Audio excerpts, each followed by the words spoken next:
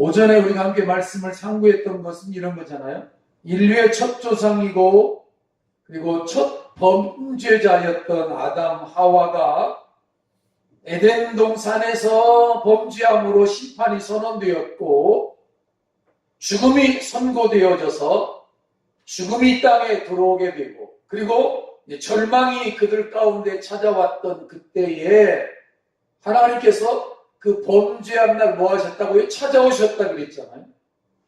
찾아오셔서 하나님이 그들에게 소망을 주셨다 그랬어요. 죽음의 공포에 까무러치지 않고도 소망을 바라보며 수고의 날들을 인내하면서 살아갈 수 있도록 소망을 주신 거예요. 여자의 손을 보내주리라. 그리고 내가 너와 함께하리라. 공포와 전율 속에서 살아간 것이 아니에요. 자신의 범죄와 사망 선포로 인해서 염려하고 근심하고 걱정하는 것 속에서만 살아간 것이 아니라 여자의 손을 보낸다, 메시아를 보낸다, 소망의 말씀을 통해서 구원자가 오신다, 메시아가 온다, 소망, 또 기대, 날마다 기대 속에서 하루하루를 그렇게 살아가던 그들에게 이 구원자의 소망이 가슴에 불타오르기 시작을 한 거죠. 여자의 손을 보내준다. 후손을 보내준다. 그러니까 자식을 준다는 이야기잖아. 자식을. 지금 아담과 하와는 아직 자녀가 없는 상황이에요. 그런데 하나님이 그 하와에게 잉태하게 하여서 그래서 이제 아들을 낳았는데 첫 아들이 태어났어요. 자, 첫 아들이 태어났을 때 하와와 아담 이 마음 속에는 이 아들이 그 아들인가?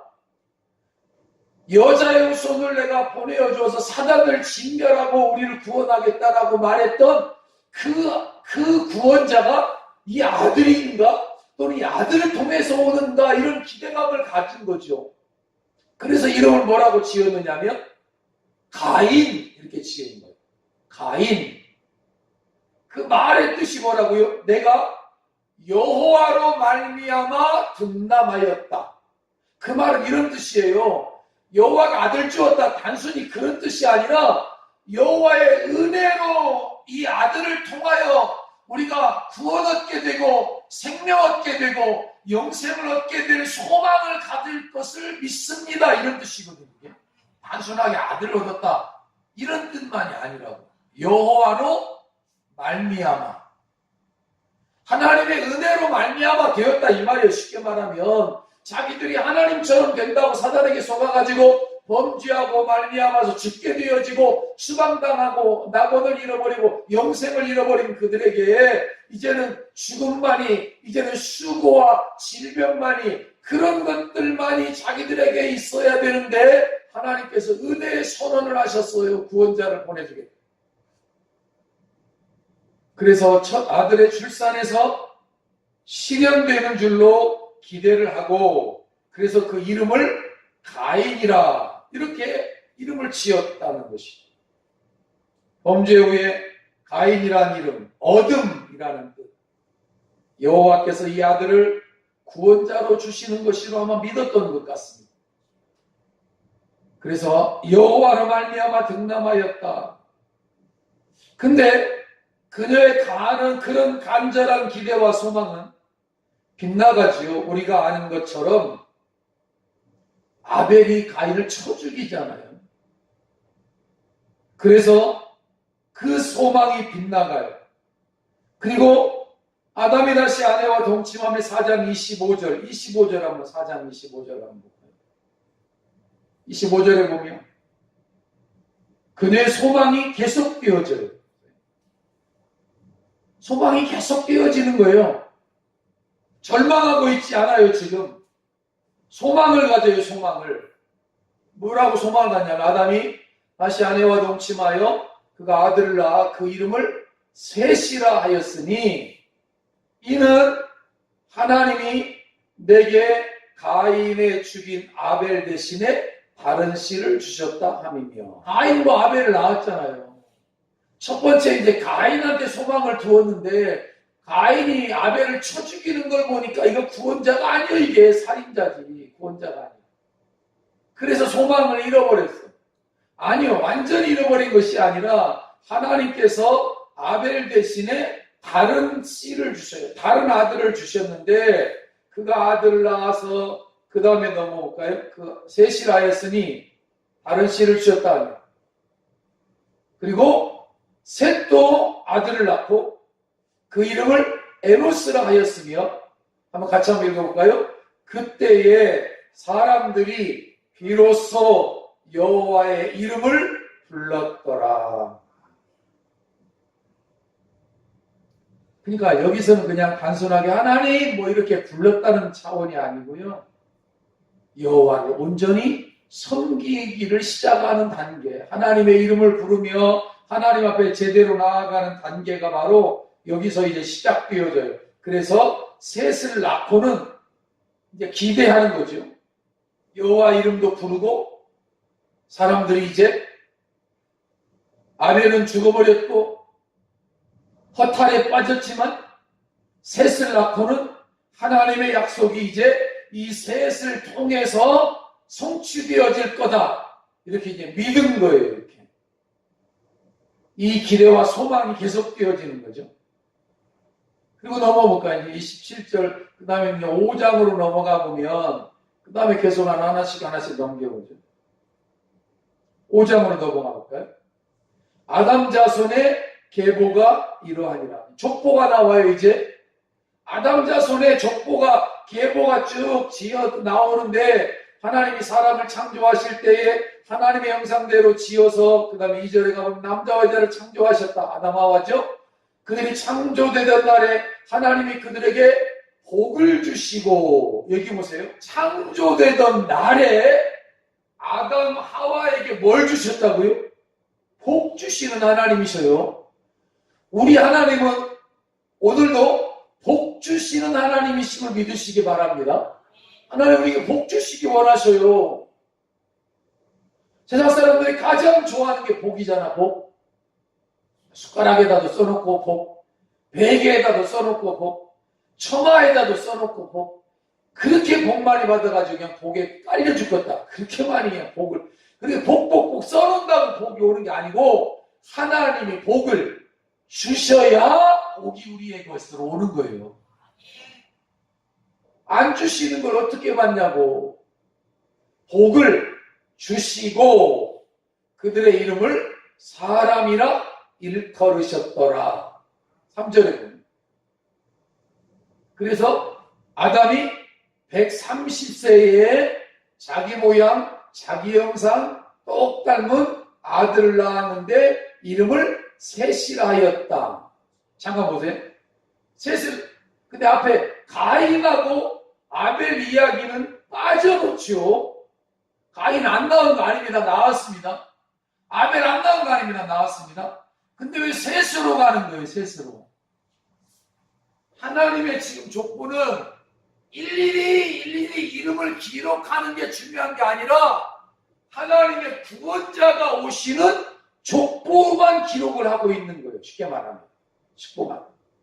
여러분, 우리가 이 땅에 수많은 사람들로 살아가고 그리스도인으로 살아가지만 하나님이 특별히 관심 갖는 이름, 관심 갖는 교회, 관심 갖는 성도가 있는 거라는 사실을 알게 되는 거죠.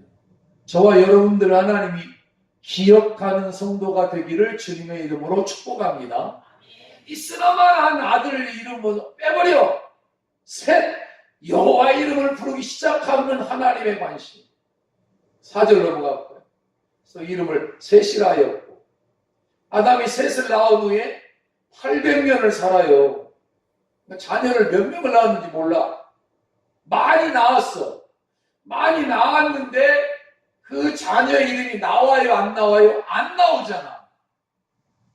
우리가 아는 이름은 가인과 아벨과 세 명인데 800년을 지나며 자녀를 낳았으니까 얼마나 많은 자녀를 낳고 옛날에 거의 1000세 가까이 살아갔다는 때이기 때문에 자녀가 많아요. 자녀를 많이 낳았다고.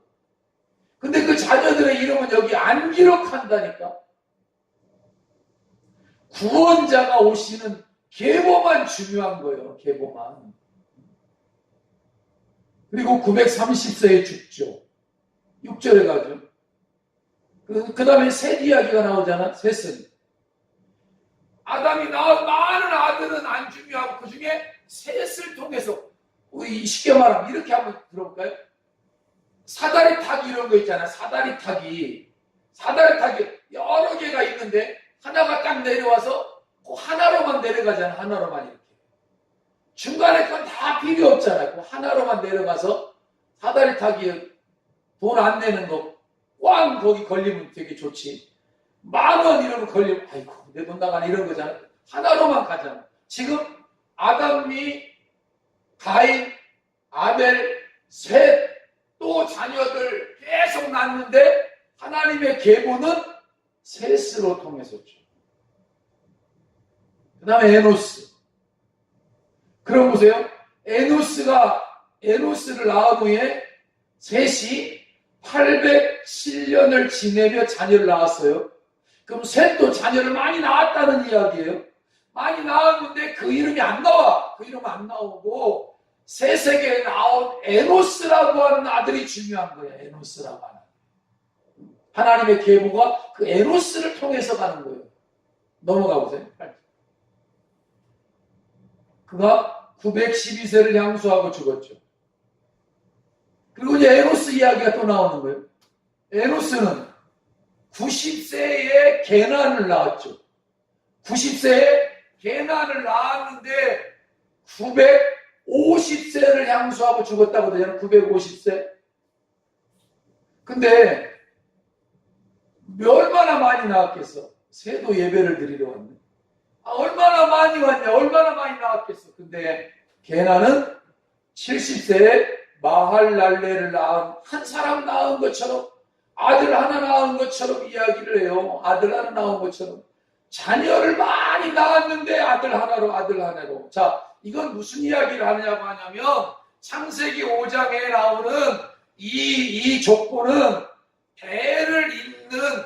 대를 이어야지 대가 끊기면 안 돼. 우리 어른들이 옛날에 했던 그 이야기 하려고 하는 게 아니라는 이야기예요. 지금 이야기가. 대를 잇는 후손들의 이름, 뭐 장자로 큰아들 뭐 그런 이름이 아니라 대를 잇는 단순하게 그런 사람들이 아니라 하나님의 구원자가 오실 통로. 구원자가. 여자의 후손이 온다. 구원자가 온다 그랬는데 그 구원자가 누구를 통해 오느냐 이거지. 누구를 통해 오느냐 이거죠. 아담에게서 누구로 가느냐면 가인으로 가는 줄 알았다고 하와는 아니에요. 아벨로 가는 줄 알았어. 아니에요. 셋으로 간다고. 셋으로. 가인에서 아담에서 셋으로, 셋에서 에노스로, 에노스에서 게난으로, 게난에서 마할랄렐로 이렇게 하나님의 언약 계보가 와가지고 누구에게 왔느냐면 안장호 목사에게 오고 여러분에게 온 거예요. 별로 표정들이 안 좋네. 이게 지금 보통이 아니라니까. 이게 아까 900세를 낳으면서 자녀를 낳았으면 900년을 살면서 2년 터울로 하나씩 낳았다고 쳐봐. 2년 터울. 누가 그래? 여자가 뭐 애 낳는 기계냐고. 아니 그 이야기를 하는 게 아니지. 애 낳는 기계 이야기하는 게 아니라 수많은 사람들이 태어났어도 하나님의 관심은 그 한 사람을 향하여, 그 한 신실한 성도를 향하여 주목되어진다는 거. 이게 하나님의 구원자의 약속이 성취되어질 족보인 거지. 마할랄레, 그 다음에 14절로 또 넘어갔고요. 그 마할랄레는 또 65세에 야렛을 낳았죠. 또 넘어가 보세요. 야렛은 또 뭐예요? 이런 거 읽으면서요, 사람들은 이런 생각이에요. 아이고야, 저거 이름 알면 뭐하냐? 그냥 뭐 대충 읽고 그냥 넘어가자. 아니에요. 거기가 여러분의 이름일 수 있는 거예요. 그 이름 하나하나가 하나님의 구원자가 오는 통로니까 정말 중요한 거라고. 정말 중요한 거라고. 우리 교회가 120년의 역사를 써내려오는 동안에 여러분 한 사람 한 사람이 너무너무 중요한 거라고. 이게 교회 역사를 써내고 그 중에는 신실함을 계속 유지하다가 끝까지 자리를 지킨 사람이 있는가 하면 어떤 사람은 도중에 파선한 사람도 있을 것이고 뭐 말 안 해도 여러 종류의 사람들이 있어. 많은 사람이 있어도 하나님 특별하게 지정하는 사람이 있다니까. 17절 그가 895세를 양수하고 죽었다. 낳고 죽고 낳고 죽었더라 이거죠. 낳았더라 죽었더라 낳았더라 죽었더라 그러지. 아래서는 에녹을 낳죠. 그리고 죽죠. 목사님 뭐 왜 낳고 죽는 이야기만 나와? 이게 뭐 그냥 죽는 게 사명이네? 아니 그런 뜻이 아니라 낳고 나서 살았는데 거기 자녀 하나가 태어난 그 하나가 하나님의 오실 씨앗으로 계속 줄기가 계속 이어지고 있다. 지금 이거를 사단은 끊고 싶은 거예요. 사단은 그거를 막고 싶은 거라고. 그래서 예수님 태어났을 때 2살 이하의 사내 아이를 싹 죽여버려라 이거 아예 씨를 말려라 이런 거란 말이에요. 근데 하나님의 구원 역사는 끊어질 것 같은데도 안 끊어지고 계속했어. 에녹이 나오고 22절에 또 나오고 무드셀라가 나오고 여기 보면 무드셀라를 낳은 후에 에녹은 300년을 하나님과 동행하며 자녀를 낳았습니다. 그 중에 특별히 하나님을 사랑하는 사람들이 있는 거죠. 또 이렇게 에녹처럼 하나님 동행하고 또 그 다음에 23절로 에녹이 하나님과 동행하더니 하나님이 그를 데려가심으로 세상에 있지 아니하여. 여기는 안 죽었어. 아까 죽었더라 향수하였더라 그랬는데 에녹은 데려가셔버린 거야. 죽음을 보지 않고 하나님 나라에 간 거죠. 세상에 있지 아니에요. 25절 또 무드셀라 이야기가 나오죠. 라멕이 낳았죠. 또 라멕이 또 자녀를 또 엄청 낳죠. 그리고 또 죽죠. 또 라멕이 아들을 낳죠. 근데 여기 보세요. 이름을 노아라 하라. 여러분이 앞에 사람들 잘 몰라도 노아는 알잖아. 노아라 하라. 노아. 가로되 여호와께서 땅을 저주하심으로 수고로 일하는 우리를 이 아들이 안위하리라 하였더라. 잘 보세요. 여호와께서 땅을 괜히 저주한 거예요. 아담 하와가 범죄할 때 땅을 저주하고 엉겅퀴가 나고 가시덤불이 나고 그랬잖아요. 그 죄 때문에 저주를 받은 거지. 그래서 사람들은 일하잖아요. 땀을 흘려야 먹고 살잖아. 여자들은 잉태한 해산의 고통을 경험하게 돼요. 그러는 수고로 일하는 우리를 이 아들이 안위하리라 하였더라. 안위하리라. 이 아들이 구원자로 온 거 아니야? 그런 소망을 가진 거죠. 노아란 이름을 준 거예요. 자, 그래서 여기에 얼마나 많은 자녀들을 낳았는지 확실한 기록이 없습니다만 참으로 많은 아들들과 딸들이 태어난 거죠. 안위하였더라. 노아. 그리고 계속 노아만 끝나는 게 아니라 노아도 셈과 함과 야벳을 낳았죠. 계속해서 자녀들이 나와요. 근데도 보세요. 자, 셈과 함과 야벳 세 아들이 낳았는데요. 원래는 셈이 장자가 아니에요. 원래 순서는 야벳, 함, 셈이야. 셈이 셋째 아들이거든. 셋째 아들. 야벳이 유럽 족속이 그게 큰 아들이고 함이 아프리카 계열이 둘째 아들이고 셈이 셋째 아들이에요. 근데 나중에 하나님이 순서를 바꾸어. 어떻게 바꾸냐면 셈, 함, 야벳 이렇게 바꾼다고. 왜 그러느냐? 우리가 알아요. 하나님께서 셈의 후예로 예수 그리스도가 오게 하시는 거예요. 지난번 설교했어요. 노아가 포도주를 먹고 자기 장막에서 벌거벗어 잠자는 거 누가 뭐라 그래? 자기 입에서 벌거벗고 자는 거. 근데 사단은 그걸 까발려. 사단은 고발하는 자거든. 들추는 자예요. 그래서 함은 들추어내고 셈과 야벳은 뒷걸음질 쳐가지고 옷을 덮었다 그랬죠. 근데 그걸 어떤 설교자들은 노아가 추태를 부렸다, 노아가 망령 들었는가 보다, 노아가 왜 당세의 완전한 자의 의인이라는 노아가 어떻게 그런 짓을 할 수가 있느냐, 그러면서 이야기를 하는데 단순하게 노아가 술 먹고 취했다. 그건 노아의 이야기가 아니라 그게 범죄한 인간들의 모습이요. 다시 말하면 노아가 벌거벗었다라고 하는 말은 아담과 하와가 범죄하고 나서 벌거벗음을 스스로 부끄럽게 느끼고 하나님 앞에 숨었고 그 모습이 똑같은 이야기라고. 그러니까 노아가 죄인이다 그런 뜻이에요. 그건 노아만이 아니라 저와 여러분도 죄인인데 우리의 상황이 하나님 보실 때 벌거벗은 상황이다. 죄인이다 그 말이에요. 죄인이다. 벌거벗고 죄인이고 하나님 두려워 숨는 존재가 그게 아담이고 그게 노아고 그게 우리요. 그 이후로 태어난 모든 인간들은 그런 존재예요. 그래서 아담이 가죽옷을 인간적으로 숨어보려고 피해보려고 가죽옷을 지어 입혔는데 아니 나뭇잎을 집어 안 됐지. 하나님이 가죽옷을 지어서 덮어주시잖아요. 수치를 가리워주시잖아. 죄를 용서해 주시잖아요. 그 이야기가 그 이야기예요. 그래서 노아가 그 벌거벗고 있는 모습이 바로 우리의 모습이고 죄된 인생의 모습인데 셈과 야벳이 가서 덮어주잖아요. 덮어줘. 옷으로. 그러면 우리 생각에 노아가 이제 그걸 깨고 나서 뭐라고 선언해야 될까요? 셈을 축복하든지 야벳을 축복하든지 이래야 될 거잖아. 감사하다. 고맙다. 복받을지어다. 복받아라. 근데 그게 아니라 뭐라고 말하냐면 노아 입에서 나오는 말을 보세요. 셈의 하나님 여호와를 찬양할지어다. 누구를 찬양하고 있어요? 하나님을 찬양. 왜? 하나님, 그 셈의 하나님, 셈의 후손으로 예수 그리스도가 오시고 셈의 후손이 이제 누구로 구체적으로 이어지느냐면 이 다음에 이제 보면 노아가 은혜를 입었더라. 6장 8절. 노아에게 구원이 이루어질 줄로 기대를 했는데 노아가 아니고 노아와 8 식구만 구원받아서 방주에서 나오죠. 홍수 심판 때에.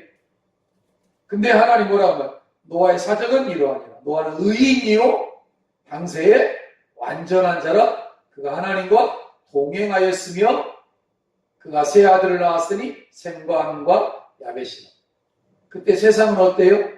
온 땅은 하나님 앞에 폐괴하고 폐역하고 괴팍하고 강하고 포악하고 아주 그냥 땅이 완전히 멸망당하기 직전의 모습이에요.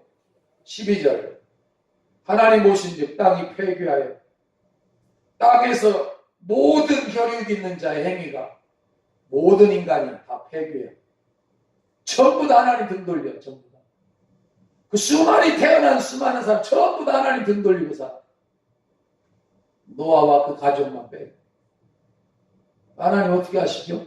홍수로 쓸어버리시죠. 심판하시죠. 그래서 노아가 하나님께 은혜를 입어서 하나님을 섬기는 의인으로 살아가죠. 7장 1절로 하는 겁니다. 그래서 어떻게 해요, 하나님이? 여호와께서 노아에게 이르시되 너와 내 온 집은 방주로 들어가라.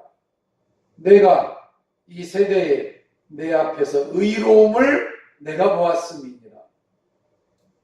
성경은 사도행전에서 뭐라고 말하죠? 주 예수를 믿어라. 그리하면 너와 내 집이 구원을 얻으리라. 그 이야기잖아. 너와 내 온 집이, 너와 내 온 가족이 방주로 들어가라. 구원을 얻는다는 이야기예요. 예수 믿음으로. 이게 그 이야기를 미리 앞에. 내 앞에서 의로움을 내가 보았다. 노아가 어떻게 의로운 거예요? 하나님을 믿음으로 의롭다함을 인정받은 거예요. 노아가 의인이요 이러면 노아가 완전하게 전혀 죄가 없다 그 말이 아닙니다. 노아도 죄인인데 하나님을 섬김으로 하나님을 믿음으로 하나님의 말씀을 의지함으로 의롭다 인정받아. 아브라함도 마찬가지예요. 하나님을 믿음에 이를 그의 의로 여기더라. 노아가 하나님께 은혜를 입은 의인이에요. 그래서 예수 그리스도의 예표가 되는 거죠.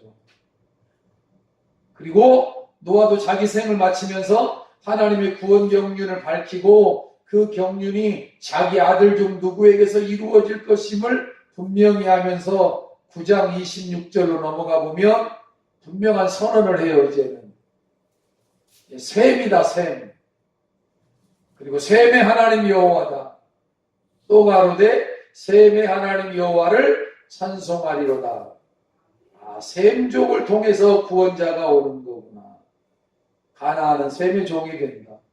하나님 야벳을 창대케 해서 셈의 장막에 거하게 하시고 가나안은 그의 종이 되기를 원하노라 하였더라.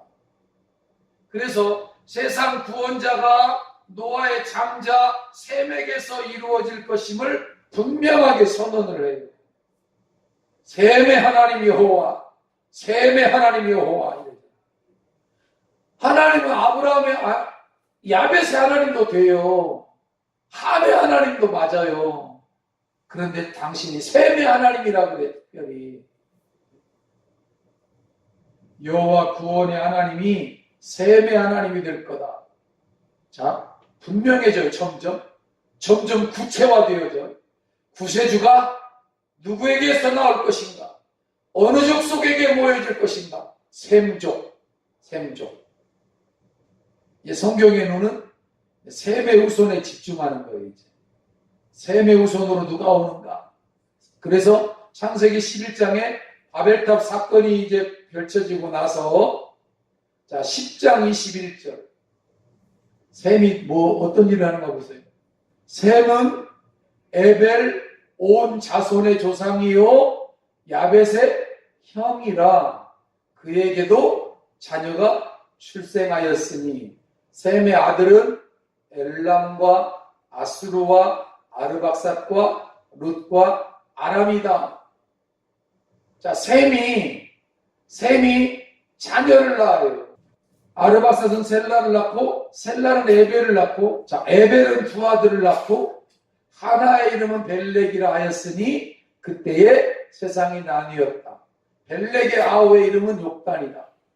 이제 셈족의 족보가 계속 되어지면서 에벨에게 왔어요. 앞에 사람들 통해서 이제 에벨이라고 하는 사람에게 왔는데 여기서 아주 주목해 볼 게 있어요. 자, 이제 에벨에게서 왔어요. 이제 에벨이라고 하는 아들한테 왔는데 그 다음에 족보가 여지껏 사다리 타기가 하나로 내려오다가 에벨한테 딱 와가지고 여기서 이제 둘로 나뉘어져. 둘로. 자 보세요. 에벨이라는 아들이 에벨이라고 하는 이 사람이 아들 둘을 낳은 거예요. 둘을 낳았으면 한 사람 이야기만 나와야 맞잖아요. 성경이. 지금 성경이 그렇게 나오잖아.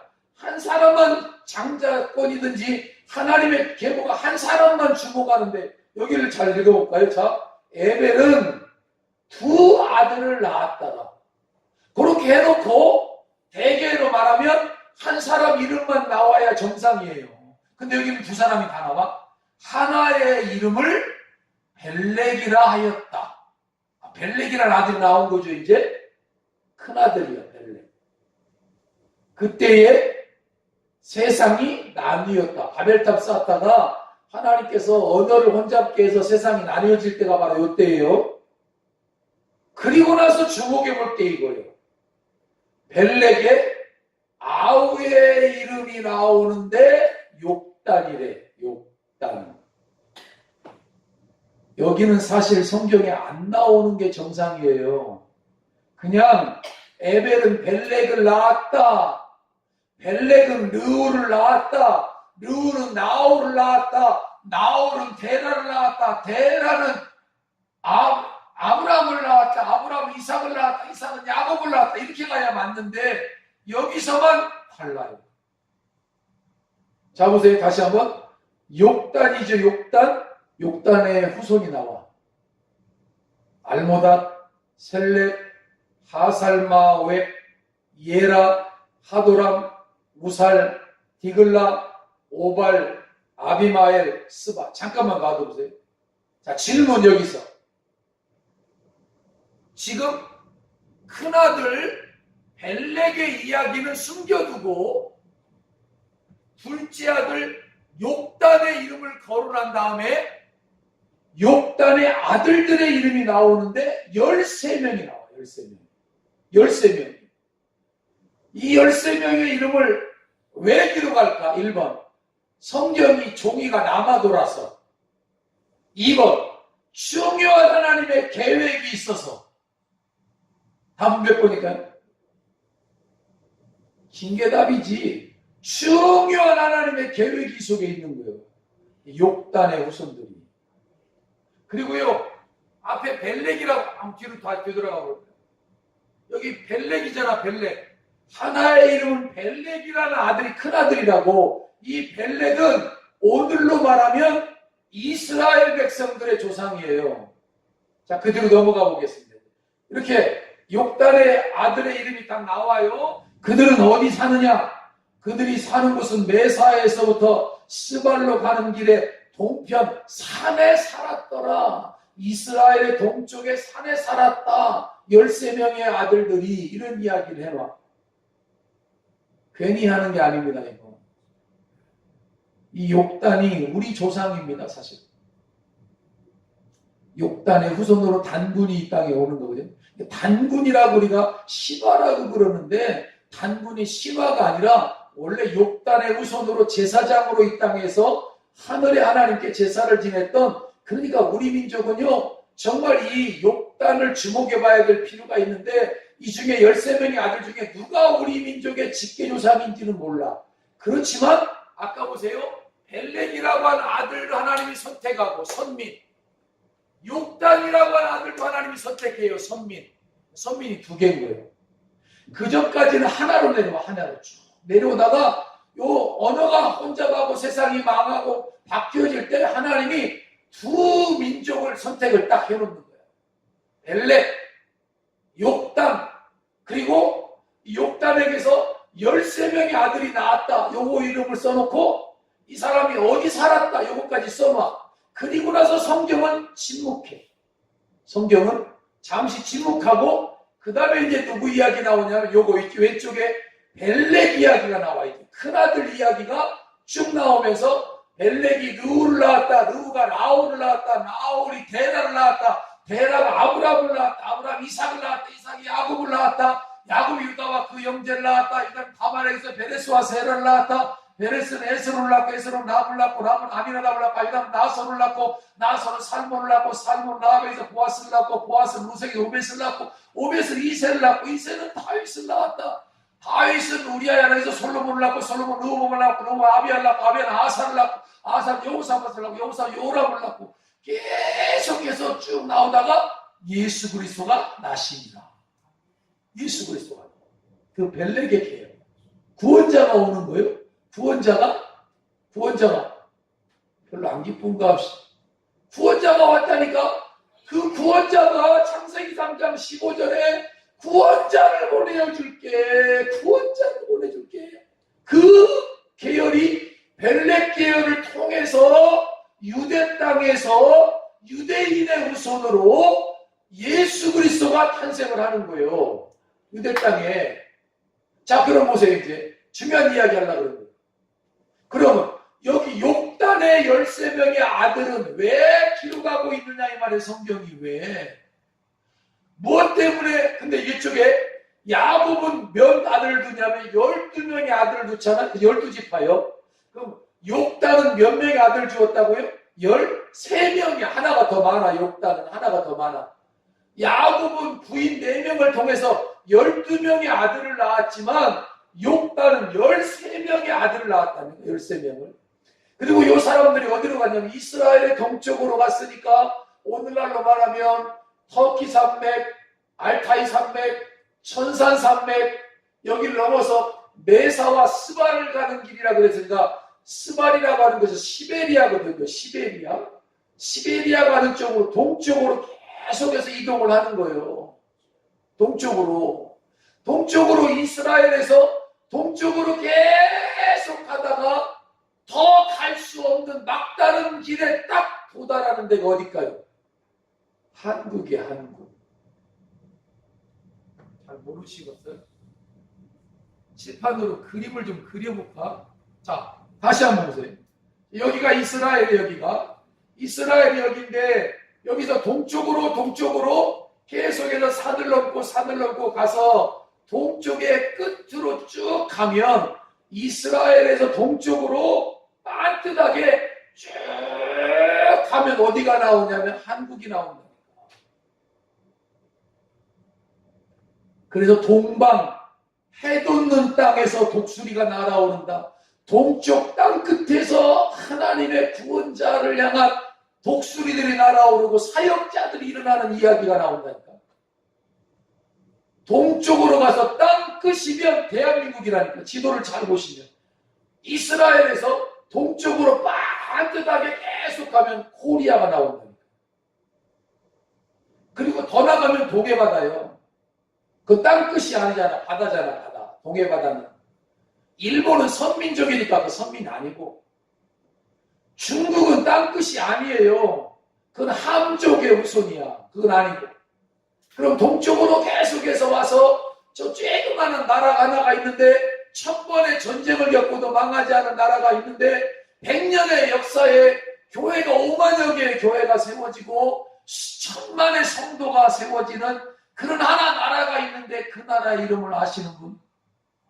대한민국이라니까. 근데 우리는 그걸 안 믿어요. 우리 스스로가. 우리 스스로를 안 믿는 이유가 뭐냐면 일본 사람들이 우리 민족을 하대해가지고 대한민국 니네들은 아주 찢고 볶고 싸우기나 잘하고 헐벗고 그런데 외국에서 인정해. 대한민국 사람들 백이민족, 흰옷 입은 민족, 의를 사랑하는 민족, 효를 다하는 민족. 이래서 우리 민족이 마지막 때 보세요. 자, 이 벨렛 계열이지. 벨렛 계열이다. 그 벨렛 계열에서 예수 그리스도가 오셨어요. 유대 땅에. 근데 맞이해, 안 맞이해? 안 맞이하잖아. 성탄절에 예수님 오셨는데 자기 땅에 오면 영접치 아니하잖아요. 예수 잡아 죽이잖아. 그 땅에서. 그리고 유대인들이 뭐라 그래? 그 피를 우리에게 돌려라. 이래가지고 유대인들의 그 죄값으로 2000년 동안 나라 없이 서름을 당하고 그러고 지금도 전 세계 뿔뿔이가 터져버렸던 유대인들이요. 근데 유대인들이 지금은 그 예수를 믿어요? 안 믿어요? 안 믿어요. 안 믿어요. 자, 유대인들이 예수를 안 믿어. 복음을 안 전해. 그럼 누가 전해야 될까 이제? 그렇지. 여기 있는 애 여기 욕단을. 그래서 하나님이 요 이스라엘 계열 이 벨렛 계열은 하나님이 먼저 쓴 선민이야. 다른 말로 말하면 첫 번째 선민. 더 쉽게 말하면 이미 드러내놓고 사용한 선민인 거죠. 요 계열은. 그 계열로 예수님도 오시고 유대인들이 성경도 쓰고 예수님 유대 땅에 오시고 이스라엘 백성들로 이스라엘 사람의 후손으로 베들레헴의 성경도 유대인들이 쓰고 예수님의 제자들도 유대인들이요. 그러니까 다 유대 계열이 벨렛 계열이 그 뒤로 쭉 와서 예수님 오시기까지 역사의 바톤을 물려받았는데 그 뒤로 예수님이 오시니까 뭐 예수냐 저게 나사렛 목수지 저게 뭐 구원자냐 뭐 메시아냐 이러고 돌로 치고 십자가에 못 박아. 자, 그러고 나면 이제 복음이 끝나버릴 거 아니요? 단절이 되어질 건데 단절이 되어 이어져요? 이어지잖아. 누굴? 여기 오른쪽에 있는 욕단을 통해서. 그럼 욕단의 아들들 중에 자, 전 세계를 한번 통틀어 보자고. 동쪽으로 왔으면 이스라엘의 동쪽에 있는 나라가 우리가 알다시피 터키도 동쪽이고 중국도 동쪽이고 몽고도 동쪽이고 소련도 동쪽이고 한국도 동쪽이고 일본도 동쪽이고 일본은 성나라에 되니까 치고 빼고 그러면 어느 민족을 하나님이 욕단의 우애로 마지막 주자로 마지막 때에 마지막 쓰려고 숨겨놓은 민족이 어느 민족입니까? 대한민국밖에 없다니까. 이렇게 말해도 그냥 시큰둥한 사람들이 있어. 설마 그러겠어? 우리 민족이 이 짜잘한 민족이 스스로를 그렇게 낮추는 사람들이 있다니까. 아니라니까. 아니요. 마지막 주자 전 세계에 선교사를 가장 많이 보내는 민족은요 미국이에요. 인구가 많으니까. 그러나 인구를 따져봐서 사람 수에 비례해 보니까 전 세계에 선교사를 가장 많이 파송한 나라 우리 한국 사람들이요. 일본 사람들은 중국 사람들은 외국에 나가면 뭐를 짓고? 중국집을 짓고 일본 사람들은 가면 기업하려 그러고, 한국 사람들은 가면 뭐를 짓고? 교회 짓고. 우리는 하나님과 이 뗄래야 뗄 수 없는 민족이에요. 우리 민족 자체가. 정말 복받은 민족이라니까 마지막 때 쓰려고. 그게 욕단의 민족이라고 저는 생각을 하고, 그래서 우리 민족은 하나님께서 마지막 때 쓰려고 이렇게 축복을 주신 거예요. 복을 주신 거예요. 우리 집사님 시대에 뭐 보릿고개, 우리는 그런 거 모르지. 지금 시대에 너무 잘 먹어서. 지금은 뭐 걱정이 살 빼는 게 걱정이잖아. 옛날에 못 먹어서 죽었는데 지금. 물론 북한 같은 경우는 특별히 예외예요. 왜 그런가 하면 저 북한이 원래 평양에 대붕이 일어났던 곳이 북한 땅이에요. 예루살렘이 평양의 동방의 예루살렘이잖아요. 근데 그 땅에서 그 하나님의 놀라운 역사가 일어났는데 신사참배하고 우상숭배하고 믿음의 지조를 저버리고 그랬더니 하나님께서 그 땅을 슬퍼하셔서 그래서 북한에 공산주의가 들어와가지고 교회 문 닫아버리고 9월 19일 날 교회 문이 9월 19일 날 다 닫혀요. 그리고 9월 19일 날 공산정권이 들어서요. 그리고 6.25가 일어나서 그 땅이 공산정권이 돼요. 그리고 평양 장대현교회도 싹 불도저로 밀어버리고 거기다 지금 김일성이 시신을 안치해놓은 금수산 궁전이 그 교회 터요. 장대현교회 터래요.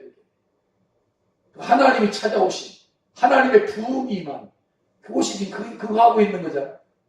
김일성이 동상이 하나님이야. 김일성이가 김정일이가 하나님이고 김정은이가 하나님이에요. 영적으로 보면 남한과 북한이 하나 되는 거 저는 찬성해요. 근데 김정은이가 지금도 저렇게 신적인 행세하는 거, 뭐 고모부를 죽이고 뭘 하고 지멋대로 하는 저런 거에 그건 동의하지 않아요.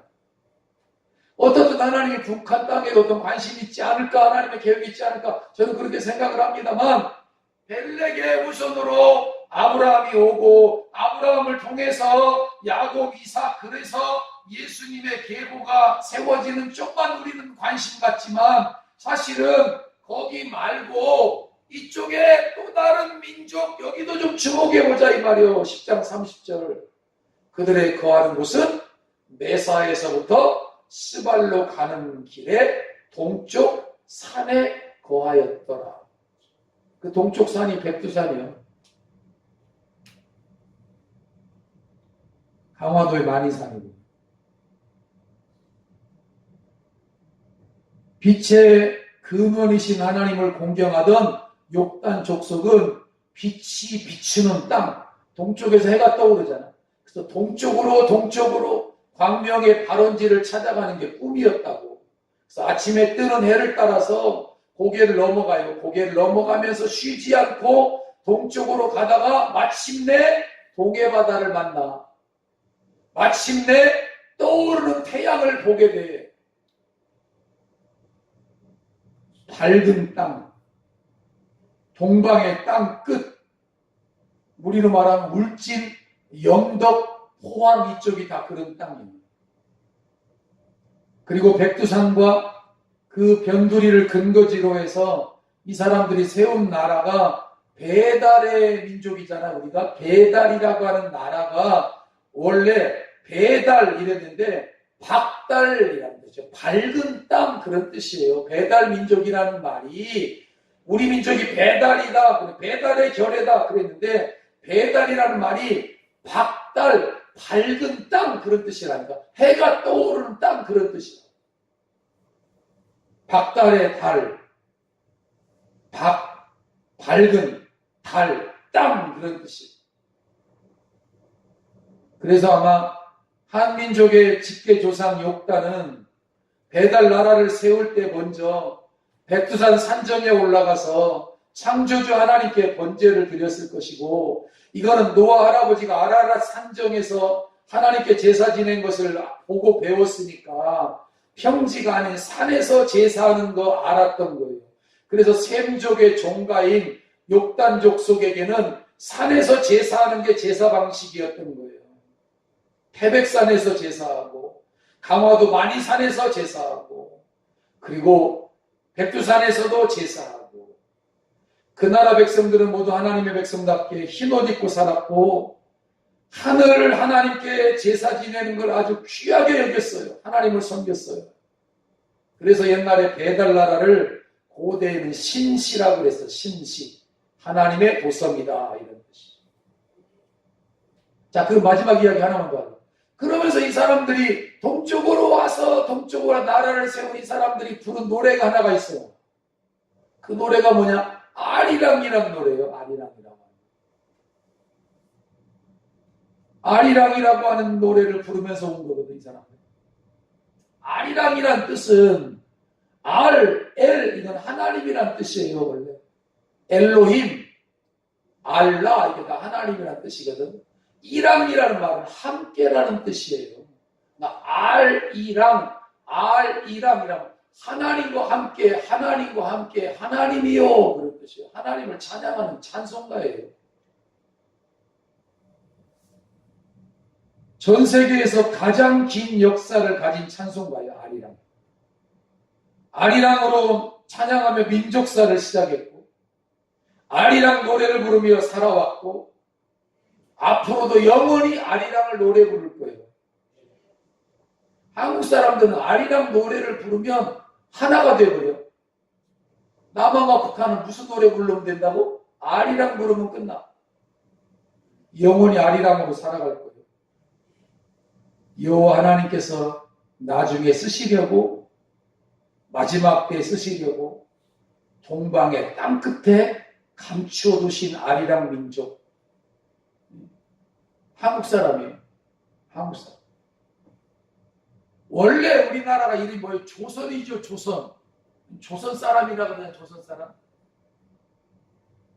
영어로는 조선을 초전이라 그래서 조선, 선택한 이런 뜻이거든요. 선민이라.